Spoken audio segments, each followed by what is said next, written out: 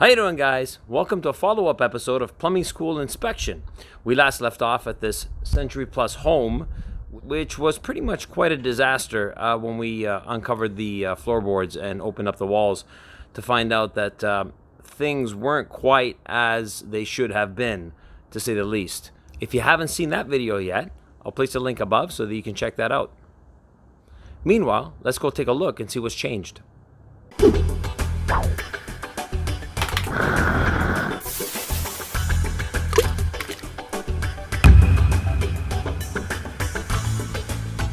All right, so let's look at what's changed since we were last here, what we've updated. So since we started in the basement last time, I suppose the best thing to do is to start in the basement again. So this is our requisite 3-inch horizontal branch that's ultimately discharging everything from the house.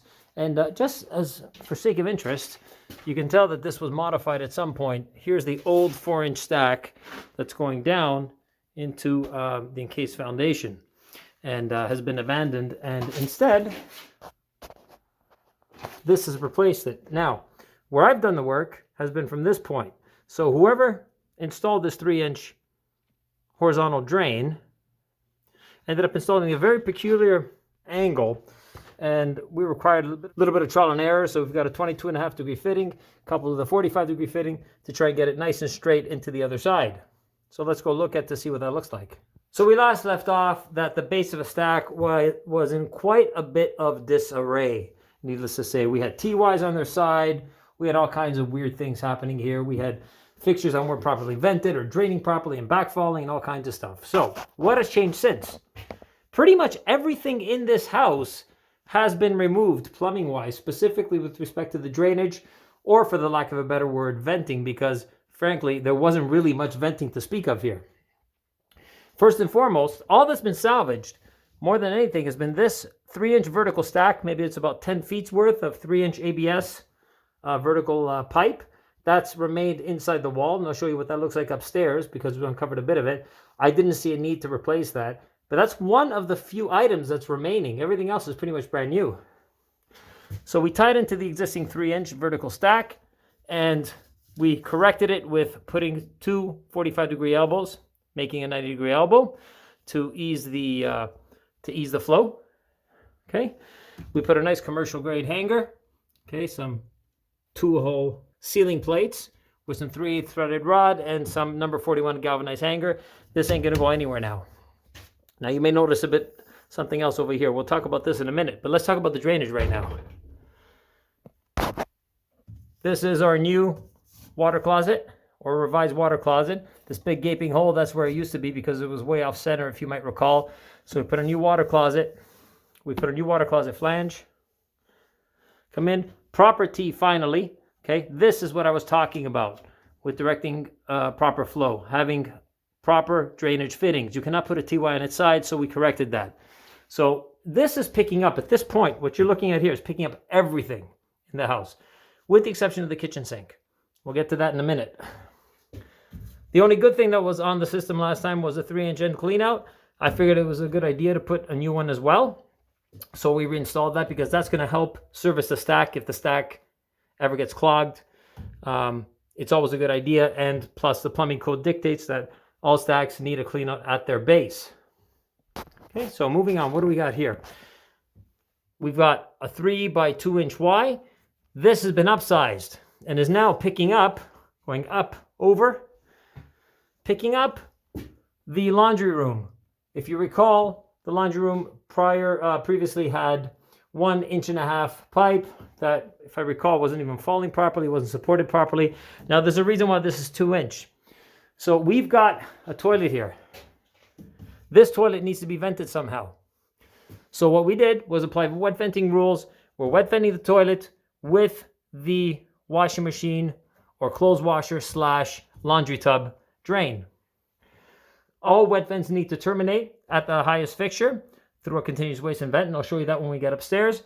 But the benefit of this is that we're discharging, if we abide by proper code book rules, all clothes washer boxes are now required to have a minimum 2-inch diameter drain to allow for suds. The fixture unit load remains the same at 1.5 fixture units, But now this must be upsized to 2-inch.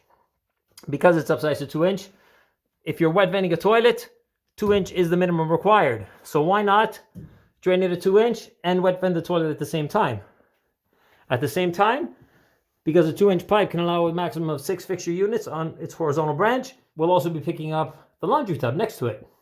Also downstream, it's a little tricky to see. We've also got to pick up the powder room lavatory. So that's a 3x1.5 TY coming out on an angle, getting picked up and discharging up and over. And again, we've got two 45-degree elbows together, making a long sweep of a 90. So that's what this looks like now. As for the water pipe, as you'll see in a moment upstairs, we had to modify this. This was one single cold water line that was feeding the toilet. And as is often the case when you're gutting and you're uncovering hidden things in an old home, it was also feeding the hose bib outside. Unfortunately, the hose bib, or the sediment faucet, did not have a stop valve. It was going straight out. So in the event that the sediment faucet failed or leaked, guess what? You got to shut down the water, remove the toilet, and open up the wall. So what we did here, we took the cold water line, we bypassed. This is now going, feeding the toilet, as you'll see upstairs, and we put a separate line here with a drip to feed the new hose bib on the side of the house. So now it's proper and it's legal. Come winter, this can be closed up. This little drain port can be opened up. The hose bib outside can be opened up, and any residual water will be bled out, and this will be protected from frost and from freezing. In terms of water piping serving upstairs, we made very few modifications. Some of this water pipe was able to be salvaged. It's copper and it's quite durable. Nothing's wrong with it. So from this point upward, we modified things so that everything fit nicely inside the wall upstairs. You'll see that in a moment. Now, let's check out our kitchen fixture drain from below. Now, if you recall, this was quite a mess. Everything was backfalling, and I even alluded to the possibility of some crud and substance being stuck inside the pipe, and sure enough, when we opened it up, there was. It was pretty nasty. So now we've got it all properly plumbed. Okay, we've got, again, we put nice 245s together, going up as close to the joist as possible. Now, that looks tight against the wall, but when we go upstairs, you're going to see that we have to jog even further, because this structure is quite thick. So we're going to have to jog above. But the important thing here, the big takeaway, everything is nicely sloping, nicely suspended, nicely supported. We've even added a clean out.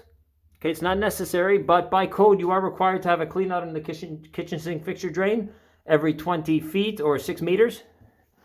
Okay, again, 290s on their side. This will help minimize the likelihood of clogging and backing up all the way. And this is what we connected to. That's existing right there. Actually, that's existing.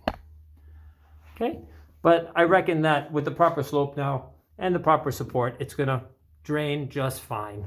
And even if it doesn't, it's much more accessible than it used to be. Now, let's go check out the kitchen upstairs. Here we are in the kitchen. So there have been quite a few changes since we last filmed this, before I started working on it.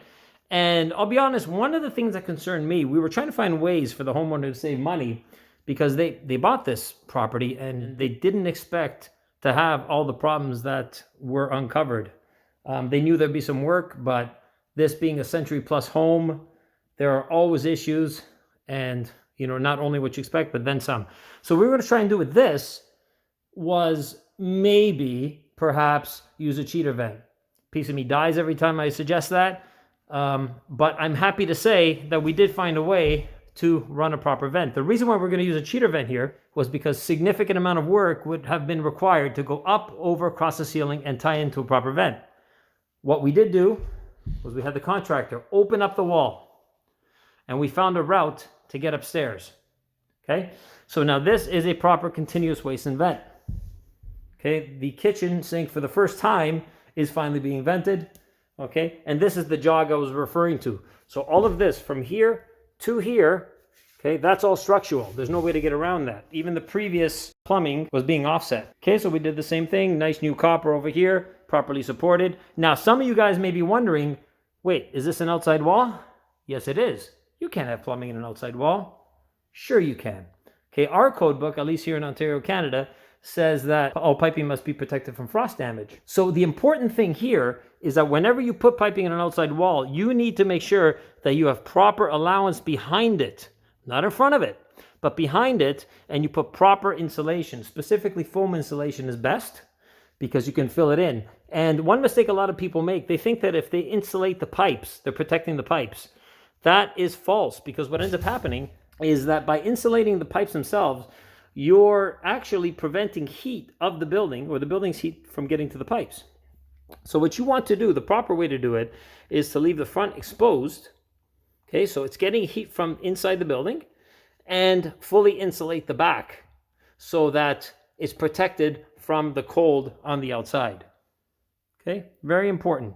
If you do put pipes on an outside wall, make sure they're protected, and put them as close to the inside as possible to allow the contractor to put as much insulation as possible behind it. Because if you don't do this properly, it is definitely subject to freezing. Okay? Nice and sturdy. So I'm very happy to report that we do have a proper vent. So this is our furthest fixture. Let's keep that in mind for later on. It's about, and I did measure it, a developed length of 37 feet from here, where the vent begins, all the way up. Found a route across. Now what we did was go inside the closet, and we routed our way upward.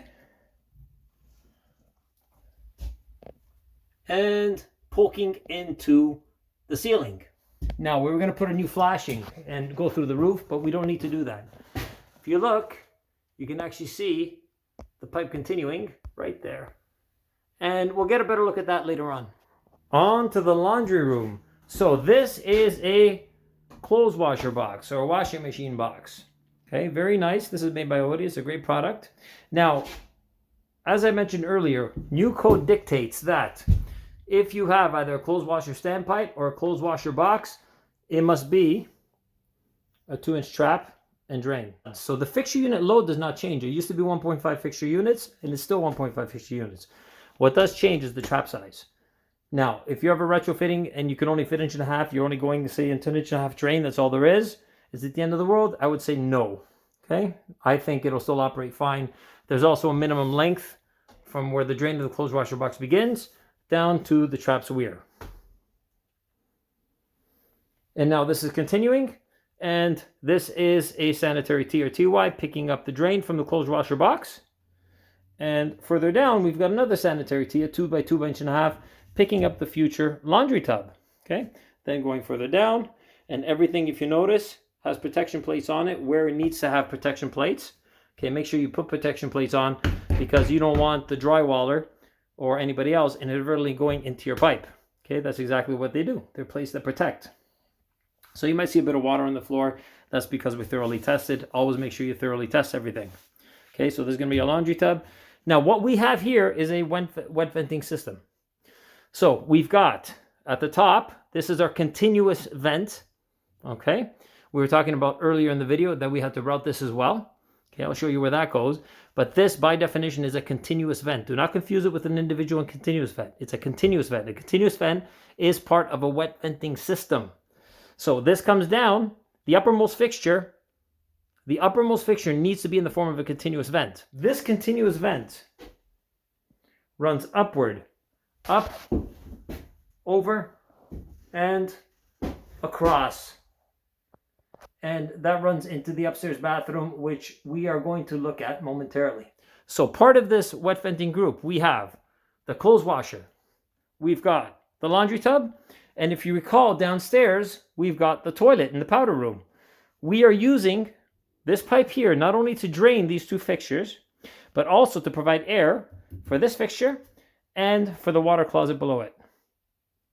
Speaking of the powder room, if you recall from the video, you can see from the former hole right over there, this was significantly offset and it wasn't centered. So what we did was we made a new hole, and we ended up putting a new toilet flange and the contractor is going to fix this up. And this is the 3-inch stack I was referring to, which you'll see upstairs. This is pretty much most all of what's left original here. There's not very much left original. So what we did here, this was one pipe. If you recall, I mentioned that it went outside to a hose bib or sediment faucet. This was a T-fitting right here. So they went outside with the sediment faucet and they came out to feed the old toilet. Problem with that is that if the sediment faucet ever fails, or if this splits, as is often the case, that was a non-freeze hose bib they had here. Once it splits, there's no stopping it unless you shut down the entire building.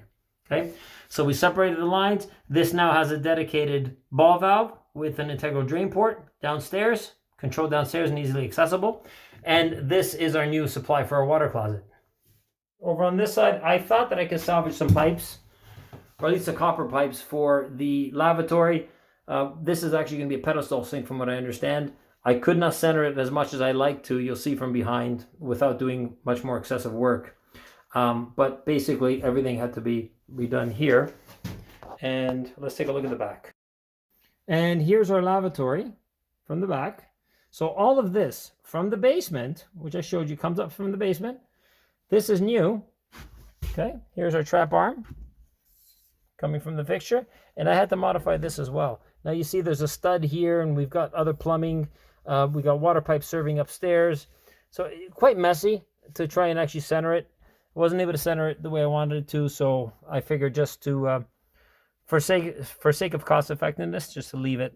And we just modified the fittings as necessary. Now, what I wanted to do before, I wanted to leave this vent. What I didn't know early on when I first started was this, what was supposed to be a dry vent, meaning that no drainage was supposed to go through it. This dry vent was actually discharging a lavatory, an unvented lavatory upstairs.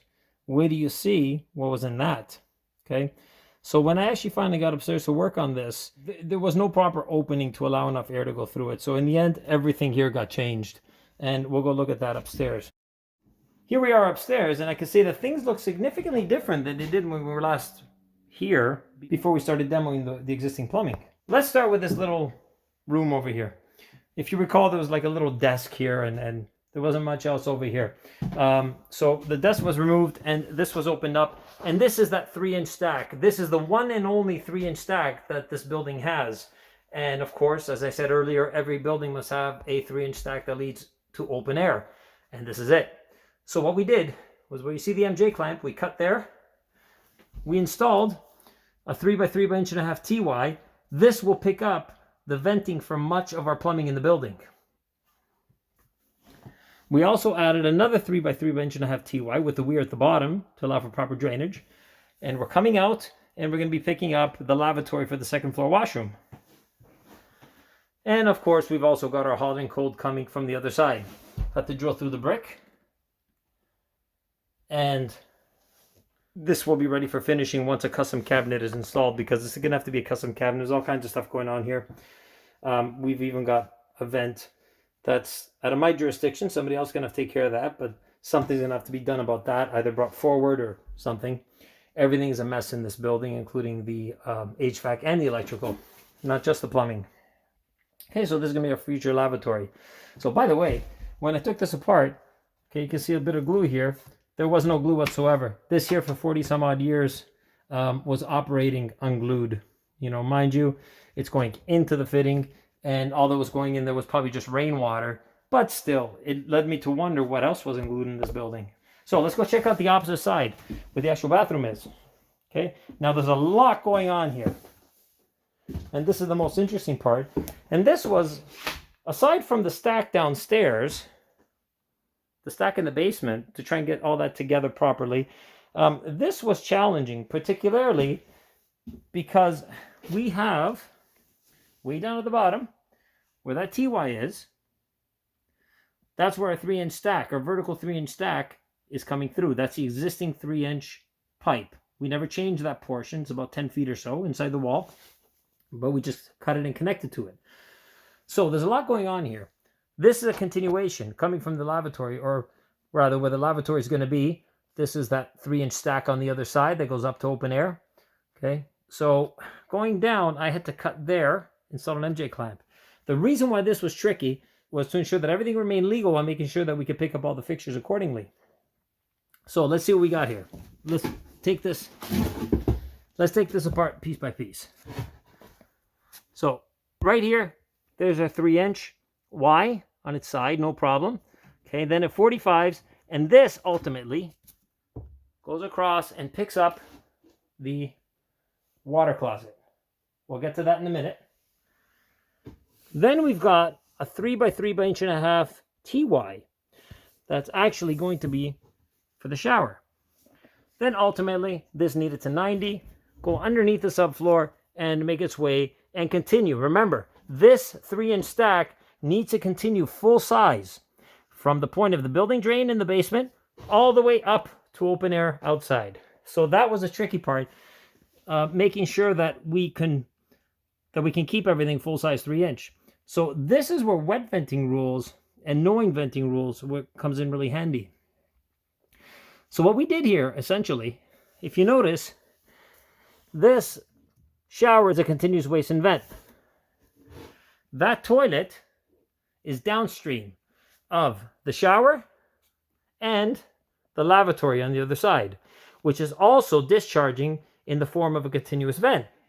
Now, if you recall, all wet vents need to have a continuous vent. So what we did was we utilized a stack to create a wet vent with the lavatory, followed by the shower, and the most downstream fixture of the two, the toilet or water closet. And that creates a proper and legal wet venting system. Everything is properly vented here, no problem.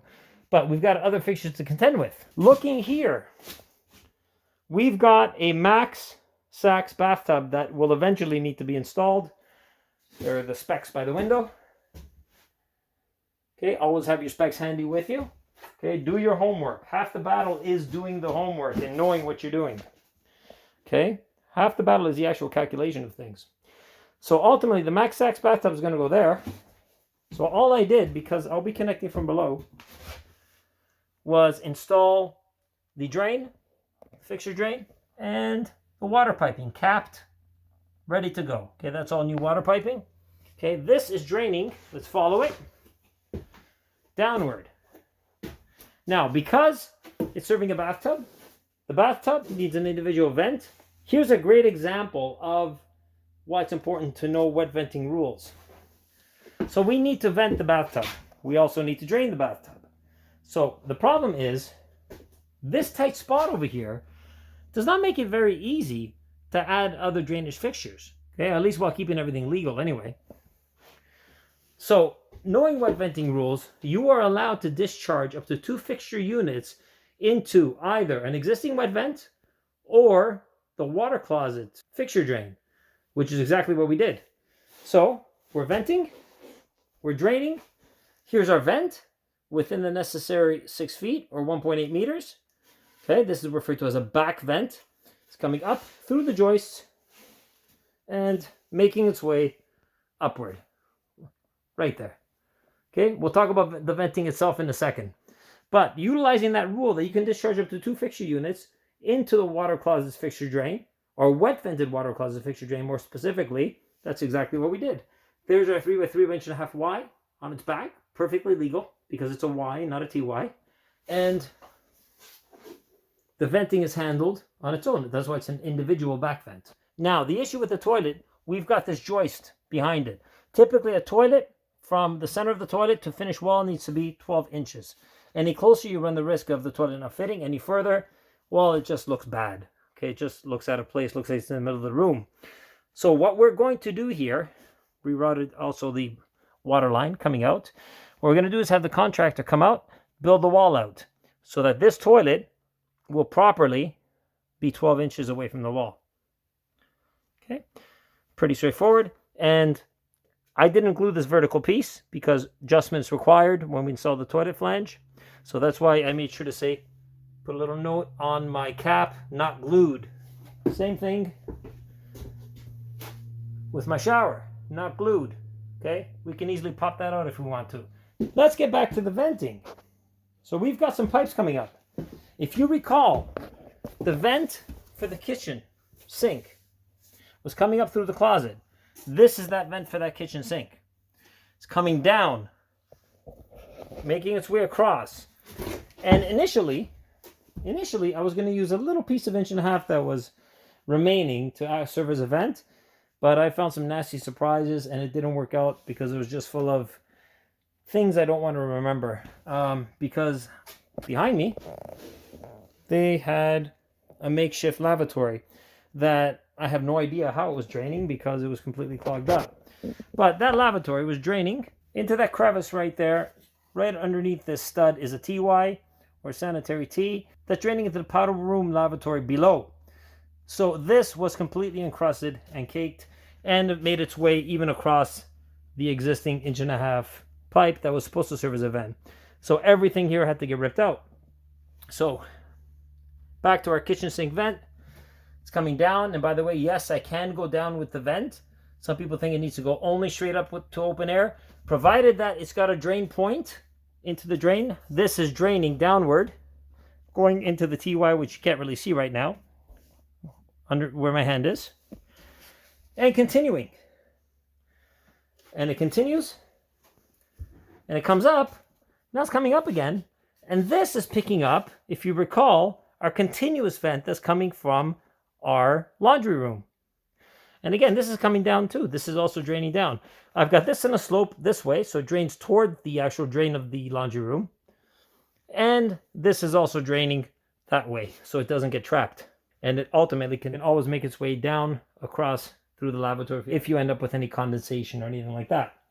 So this is continuing, and it's going in tandem next to the vent. That's the individual vent that's coming from the future bathtub. And they're both going up, continuing, and connecting up there. One question. How come I connected the laundry room vent together with the kitchen sink vent and the powder room vent all together, but I didn't connect the laundry room vent to this? There's a very good reason for it. The reason being is that whenever you connect venting, you must do so in a manner that does not allow a bypass in the event of blockage. For example, that I did connect these two over here and we only had one pipe going up and into the stack. Okay? If we connected these two here, let's say that this is our bathtub drain. Let's say our bathtub drain blocks right here. Guess what's going to happen? This will block. It's going to back up. Water's going to want to seek its highest level. And before you see it filling up in the bathtub, it's going to secretly make its way across the vent. And remember, we connected here.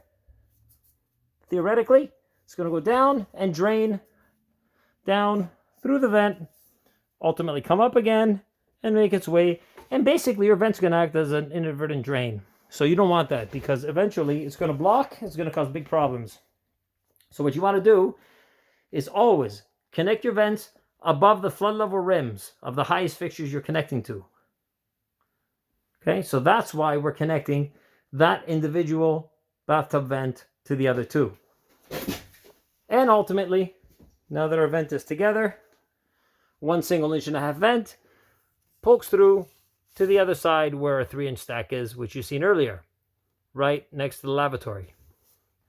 And that is our system. And by the way, in case you're wondering, if you notice, we've got an 1.5 inch vent that's picking up most of the fixtures. Let's count to see what this is picking up. So we've got a kitchen sink, which is 1.5 fixture units. We've got a washing machine box, another 1.5 fixture units. We've got a laundry tub, 1.5 fixture units. The lavatory from below, which is 1.5 fixture units. And it's also supplying air to the water closet, which is being wet vented through the washing machine box, which is 4 fixture units. And finally, we have the bathtub being served, which is another 1.5 fixture units. So in total, we've got 11.5 fixture units coming through this vent here, which, believe it or not, is more than adequate. The rest, the shower, this toilet, and the lavatory on the other side are all being wet vented and being vented by the stack itself. So that's a separate wet vented group altogether. So there's no load from those fixtures on here, on this 1.5-inch pipe. So all we have here in total is 11.5 fixture units. According to Ontario Codebook rules, you are allowed to pick up 20 fixture units on an 1.5-inch pipe that has a maximum developed length of 15 meters. That's almost 50 feet. Now, if you recall, I mentioned that I measured the length of the kitchen vent, the new kitchen vent, which is 37 feet, from where the vent begins all the way to a greater source of air, in this case being the stack. That is 37 feet. And we're only picking up 11.5 fixture units off this 1.5-inch pipe. So needless to say, this is more than enough. I could have upsized it to 2-inch, but it was needless. This is much more than what we need in terms of air, provided that you're not draining any illegal fixtures into it and you don't clog it up. All the interesting stuff is really the drainage and venting with this job, but we've also modified and we've had to alter some copper water lines as well. Had to plug some, and we're coming up and we're installing a new Moen PosiTemp shower control valve. The big difference being that this shower control valve has integral stops, which I highly recommend, because the problem is when a shower control valve fails and it doesn't have integral stops, guess what? You're shutting down the entire building. You have to drain it all down, and you have to keep the water off until you can repair your shower control valve. So if this ever fails, you just shut it off at the stops, in this case using a flathead screwdriver. That's what it is in most cases, and you can keep it off until you fix it. By the way, make sure when you guys come out, always, number one, make sure you always test even your shower line. Okay, make sure that after you solder everything, you put everything together, pressure test it. I've had situations where this wingback 90 actually leaked. It actually had a split right from the factory. Had I not tested it because I was confident that everything was fine, I'd be in for a rude awakening when I found out that the homeowner had their first floor ceiling raining on them because this was emitting water. Okay, so always test. Of course, make sure everything's solid, and that's it. And that is how you fix and remedy illegal and shoddy plumbing. I hope you liked this video. If you did, please do hit that like button. Be sure to subscribe. If there's anything you'd like to see, please do let me know. I hope that you guys got something out of it. It's a pleasure for me to bring you guys this kind of content. And if you do have any questions or comments, any disputes, please do let me know in the comments below. Something else you want to see, please let me know and I'll try and make it happen. Meanwhile, all the best, and thank you for watching.